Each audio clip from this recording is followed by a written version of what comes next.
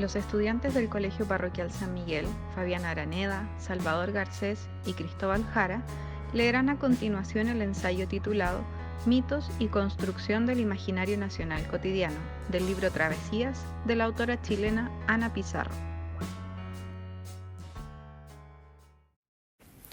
Mitos y construcción del imaginario nacional cotidiano. Que Chile es un país latinoamericano es una obviedad para todo el mundo, salvo para los chilenos. Aquí, Latinoamérica es un trampolín que apenas pisamos para saltar al mundo. La relación permanente con el exterior continúa siendo la del siglo XIX, Chile y Europa, y también la de mediados del XX, Chile y los Estados Unidos. Latinoamérica es una relación que molesta. Se trata de países con un desarrollo económico sospechoso, de una molesta historia política anclada en los populismos. No hablamos de dictaduras, que no tiene que ver con nuestros patrones europeos. No cultivan las manners que nos entregaron los ingleses en el siglo XIX y que lucen colores llamativos por los que sentimos aversión. ¿Para qué hablar del Caribe? Estas informaciones que provienen de la cultura hegemónica permean a los distintos sectores de la cultura nacional. Sin embargo, creo que realmente hay diferencias entre Chile y otros países de Latinoamérica, pero son de otra naturaleza y tienen que ver justamente con los mitos fundadores de la nación. Está, por ejemplo, el mito de Incarri, el héroe Tupac Katari despedazado por las fuerzas españolas en el altiplano durante la colonia, que renace de sus fragmentos y vuelve convertido en miles y miles. Esta idea del retorno, del espíritu del héroe, de la divinidad, tiene antecedentes más antiguos. En el momento de la conquista, el pueblo azteca vio en el invasor a un dios.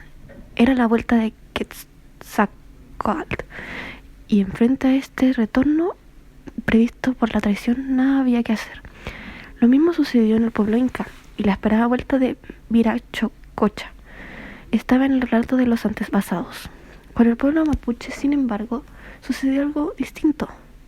Ellos no creían en el retorno de un dios, y sí pensaban en el hombre y el caballo como una sola entidad. Fue una ilusión que rápidamente se desvaneció. No parece haber estado en sus tradiciones. Entonces no se trataba de un ser divino. Los mapuches vieron al invasor como un enemigo y lo enfrentaron. Creo que esta diferencia respecto de los mitos de origen a otros lugares de América marca nuestra historia de modo singular, puesto que en el pueblo mapuche fue bravo, y más que sofisticación cultural. Su fuerte era la estrategia guerrera.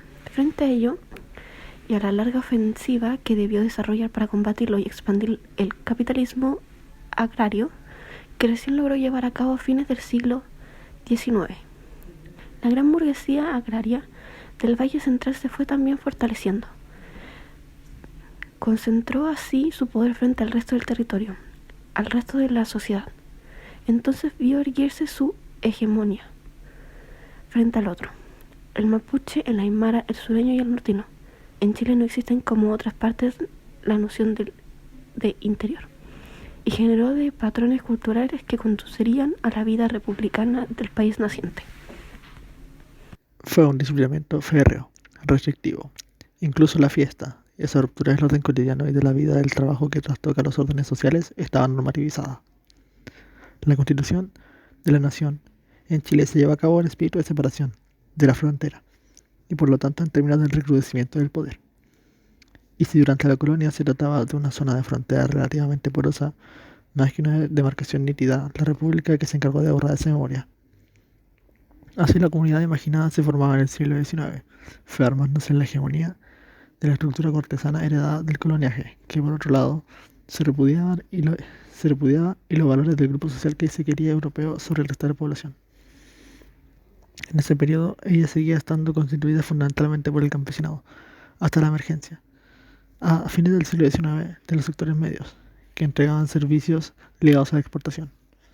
Aquel grupo social estuvo vinculado a lo hispánico primero, luego al mundo francés, porque sí era rebelde a la antigua metrópoli y además elegante. Pero conté a las 5 de la tarde por los capitales ingleses que se apoderaban de las riquezas y de servicios de la segunda mitad del siglo XIX. No vivía en su conflicto sus contradicciones. Ellas, por el contrario, conformaban su manera de ser nacional. Quería ser europeo, pero quería tener al mismo tiempo las ventajas de la periferia, lacayos, sectores ligados a él y serviles, por la obligatoriedad que genera la carencia, por la expectativa de prebendas. Quería ser europeo, pero manejar el propio. Éramos herederos de la Revolución Francesa. Liberales, pero con lacayo, con inquilino, siervo de la gleba a escala local. La gran burguesía agraria del Valle Central estableció así su hegemonía cultural. Impuso las normas del deber ser chileno, las particularidades que lo singularizan y que tuvo su expresión máxima en el Estado portaliano. La primera particularidad es la autoridad del país, su condición única, diferente del resto del continente, plagado entonces de caudillismos que no condecían con el modelo político y atrasado por viejas tradiciones, y que es el modelo por antonomasia. Está muy lejos la voz de José Martí, sus ecos no alcanzan el Finisterrae. Somos diferentes porque estamos alejados. La falta de contacto físico con el resto de América fue siempre muy funcional a este planteamiento, en que mar y cordillera delimitan la calidad de isla. Teníamos comunicación solo con Europa y difícilmente con nuestros vecinos del sur. La dictadura militar de 1973 logra restablecer este postulado, a pesar de que el flujo de las comunicaciones comienza su etapa desbordante. No se debe escuchar lo que dice de nosotros el extranjero, de que somos diferentes y nadie nos entiende. La vinculación allí se da directamente con Estados Unidos, sobre todo en el ámbito de la economía. El segundo elemento de la normatividad cultural es la homogeneidad del país. El elemento unificador consistió justamente en el carácter europeo que se le atribuyó. Hemos sido los ingleses de Sudamérica, según reza el cliché. Evidentemente algo había de razón en este planteamiento. La organización de la sociedad desde el comienzo fue altamente jerarquizada, de un clasismo brutal, que comenzó a depender de capitales ingleses a partir del siglo XIX. La oligarquía de la zona central, en general de origen vasco, presidía de la organización social de un país que se desarrolló, sobre todo desde el comienzo del siglo XX. En base a las clases medias que sustentaban en aquellas su modelo cultural, ellas intentaron reproducir a lo largo de la historia su imagen. Esta estuvo ligada a Europa durante por lo menos la mitad del siglo XX. Fue compartida con Estados Unidos durante los años 50 y 60, y ya en los años 70 se impuso, sobre todo a partir del modelo económico neoliberal, el estándar norteamericano que había estado presente en países del norte del continente como Venezuela. Todo esto implicaba, desde luego, la negación del mestizaje. Chile se considera a sí mismo, a diferencia de sus vecinos, un país blanco. Los indígenas habían sido arrinconados en el sur, se los había vencido, estaban en reducciones. Nada teníamos que ver con ellos. Eran la rémora de un pasado que no nos alcanzaba ya. El indígena era utilizado como símbolo guerrero recuperado por el estamento militar. La heroica sangre araucana era el discurso de Pompier. El indígena concreto sí existía y era molesto. Y la discriminación, un hecho que no explicitado públicamente, pero real. En la última década, esta situación ha quedado en evidencia a través de las manifestaciones políticas de los grupos mapuche y de las reacciones que han generado la sociedad chilena. El país discriminatorio ha sido poco elaborado en la reflexión nacional. La discriminación contra el mundo judío, por ejemplo, por momentos de mucha fuerza, atraviesa los distintos sectores sociales y llega a ser muy fuerte a mediados del siglo pasado. Recuerdo un juego de mi infancia muy común que perturbó mi memoria cuando mayor. Eran los años 50 del siglo XX. Un grupo de niños jugaba con otro y preguntaba: ¿cuántos panes hay en el horno? El otro respondía: 21 quemados. La nueva pregunta era: ¿quién los quemó? Respuesta: el perro judío. La frase siguiente: mátalo por atrevido. Y comenzaba la persecución. La inmigración judía, a veces esquenazi, a veces sefardí, era en general también de origen humilde, ligada al comercio, como la de los árabes. En San Felipe, un pueblo de mi niñez, había la calle de los turcos, como se les llamaba, con ignorancia y desdén, a los árabes. Nunca nadie se preguntó por esas culturas milenarias, por su perfil, por su riqueza, por las historias de origen de estos señores de bigote y traje oscuro sentados en la entrada de tiendas de tela o mercería, de donde emanaba un fuerte olor a naftalina. Eran solo los turcos, permanentemente atentos al dinero. Su existencia se iniciaba y terminaba en esa calle. Tal vez el interés más generalizado por ellas haya comenzado recién en el siglo XXI, un 11 de septiembre. Como contrapartida a estas migraciones, se dio el prestigio del colono de Europa Occidental. Los inmigrantes que procedían de allí, lejos de constituir un otro, tuvieron el prestigio de su origen. Así se integraron alemanes, algunos franceses, yugoslavos, además de una legión de españoles e italianos, movidos todos por la situación económica europea de fines del siglo XIX y luego por las guerras mundiales. Como toda inmigración, el origen estaba sobre todo en la pobreza, algunas veces en la política, como en el caso de algunos inmigrantes españoles, pero también de algunos alemanes llegados al sur del país a áreas rurales para huir de la persecución contra los nazis. En muchos casos, pasaron por suizos. Esta inmigración asumió su condición de acuerdo con las exigencias de la estructura de poder del país. Lejos de concebirse a sí misma pionera, orgullosa de su tránsito desde la extrema pobreza en que llega todo inmigrante y de su carácter de self-made society, a diferencia de Argentina, por ejemplo, en que cada uno luce con orgullo el tránsito desde el hotel de inmigrantes a la situación de hoy, el esfuerzo de la familia por forjarse un espacio en la sociedad. La inmigración en Chile construyó un relato dorado respecto de su origen. En este hay una familia de prestigio social, hay en ocasiones títulos nobiliarios y a veces un mundo de dinero. Uno no entiende entonces por qué se trasladaron a este país del fin del mundo. Es una inmigración que rápidamente, en una o dos generaciones, integró los sectores medios y altos del país. Una mirada a los apellidos en las páginas sociales de los periódicos lo pone en evidencia. Contrariamente también al caso argentino, esta inmigración en Chile se integró rápidamente al Estado Nacional. Si en el país vecino la estructura social estaba marcada por capas superpuestas o adosadas de inmigrantes de distintos orígenes, armenios, alemanes, rusos, italianos, que afirmaban su procedencia en la vida cotidiana, además de su pertenencia al Estado. En Chile, la nación los absorbe con mayor fuerza y el origen se desvanece con rapidez en el espacio cultural de la nación y su cultura hegemónica. Distinto es el caso de las otras migraciones. Contrariamente a esta aceptación del colono europeo, los recién llegados de las últimas décadas exhiben un destino peor que el de las inmigraciones no prestigiosas de árabes en el pasado, hoy integrados a la nación. Se trata de inmigrantes latinoamericanos, por una parte, bolivianos y peruanos, pero también coreanos e hindúes. Es cierto que son los inmigrantes de la última ola, siempre los más rechazados, pero este caso de los corresponde hoy a los colombianos, venezolanos y haitianos, quienes además lucen piel oscura. Esta situación se exacerbó con la dictadura militar. El disciplinamiento de la apariencia bajo el modelo blanco vestido al occidental con el pelo corto tuvo su apogeo con castigo a veces desmedido a la infracción de la norma, en un momento en el que se generalizó la persecución del otro como respuesta a la apertura de la década anterior. El latinoamericano, el tez oscura, el indígena, el izquierdista, los aparatos represores del momento también tenían una actitud antisemita. Si de acuerdo con la metáfora de Antonio Tabucchi, en esa hermosa novela que es Sustín Pereira, el ser humano tiene varias almas que de acuerdo con el momento emergen o se repliegan, tomando una el papel central.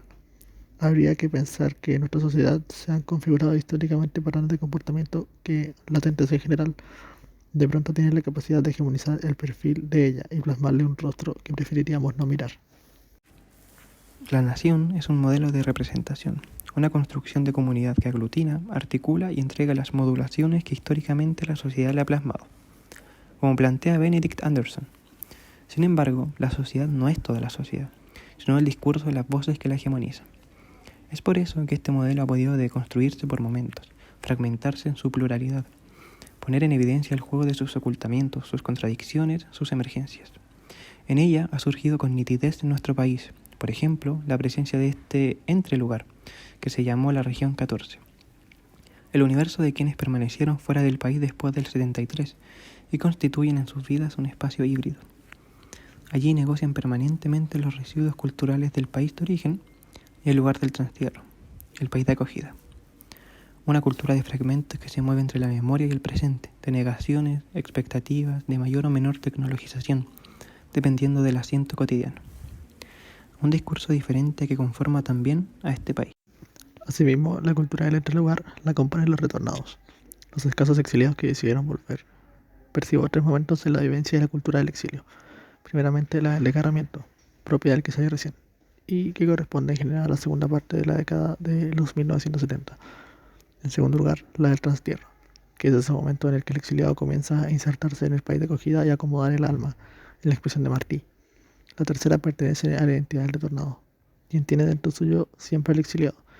Hay unidad en la memoria y en la experiencia concreta, un tiempo que no estuvo presente y que se pone en evidencia porque no puede participar del discurso de los demás.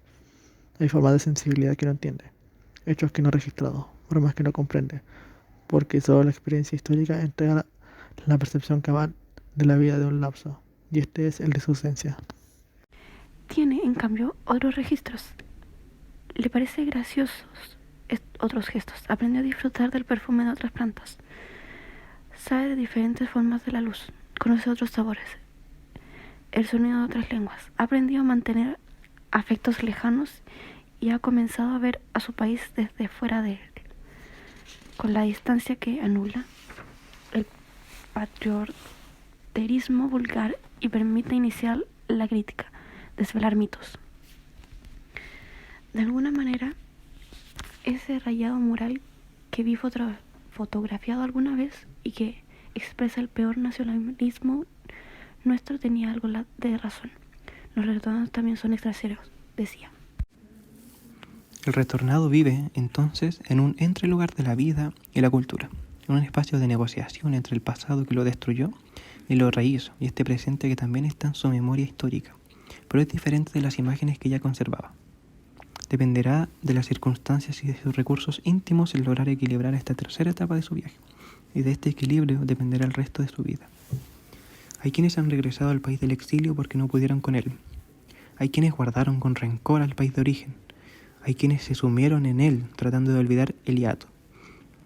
Creo que la sanidad consiste en llevar al exiliado consigo mismo e insertarse con él en la vida, en esa interlocución permanente que será la de aquel con la realidad, así como la de él con su parte exiliada. Vivir en un entrelugar de la cultura, un entrelugar de los sentimientos, de los afectos. Esta es tal vez la marca del exiliado y del retornado, la cicatriz que dejó la ruptura inicial con el lugar de origen. Es la marca de su desgarro, pero también de su enriquecimiento, su carencia y su tributo. El único modo, en fin, con el que podrá enfrentar nuevamente la vida. El retornado también es una tribu diferente, con modulaciones que remiten al país del que proviene, que va enterándose por distintos lugares, con diferentes intensidades y suerte a la vida y a la identidad del país. En esta proveniencia también se identifica. Hay países que tienen más prestigio que otros. Priman, desde luego, los europeos occidentales. Esta situación se ve fortalecida por la evolución del pensamiento a nivel internacional en torno a la aceptación paulatina de la fragmentación como eje de los tiempos del siglo XXI. Es una fragmentación de los países de género, de clase, de etnia y nacionalidad. La tensión está presente en la actualidad frente a la concepción monolítica del chileno como sujeto integrado de una ascendencia discernible y filiación única. La noción de diversidad no está generalizada, pero ha ganado terreno. Un último punto en este perfilamiento cultural de los comportamientos sociales a partir del origen es la sociedad colonial, que como sabemos tuvo su sustento en la encomienda. Esta situación generó relaciones de poder altamente polarizadas en una sociedad pequeña y de gran jerarquización. De alguna manera, en el periodo republicano, la oligarquía de la zona central reprodujo el esquema con el inclinaje. Se generó así una relación interclase basada en el favor. En una sociedad altamente jerarquizada, el favor juega un papel central en las conexiones entre los individuos. El que entrega el favor ejerce su poder, el que lo recibe queda en situación de deber algo, en una forma de dependencia. De este modo, se activa un mecanismo de sujeción, en donde las relaciones de los individuos, lejos de ser transparentes, subrayan la opacidad del funcionamiento de una sociedad en la que lo importante no es el mérito, sino ser amigo de. Tener amigos, contrariamente al sentido de la amistad, ha supuesto poder hacer contacto con alguien que tiene algún poder. Ese mecanismo se agudizó en la dictadura militar. El favor remite a los esquemas de una sociedad cortesana. Perder el favor del poder puede ser el peor de los castigos. Desde los 60 del siglo XX, este sistema tomó incluso una denominación, el pituto, aceptado como algo simpático. Evidentemente, este mecanismo establece un sistema de relaciones sociales altamente antidemocrático. Solo en apariencia los individuos tienen las mismas opciones, pues subyacen a ellas las redes construidas por el sistema del favor. Actualmente es el modo oblicuo con el que el país desarrolla el lobby. De este modo, la sociedad sostiene un sistema doble de funcionamiento cultural, en donde democracia alude a un sistema equilibrado de relaciones, por una parte, en cuyo interior está activado un sistema paralelo y profundamente antimeritocrático, ligado a rémoras culturales de poder colonial. Estos y los mecanismos con que históricamente se ha perfilado la cultura en el país necesitan ser puestos en la mesa de discusión y en la reflexión nacional. Construir un sistema democrático es también pensar desde dónde hablamos y cuál es la situación de enunciación de nuestro discurso. Ello puede entregar más de una sorpresa.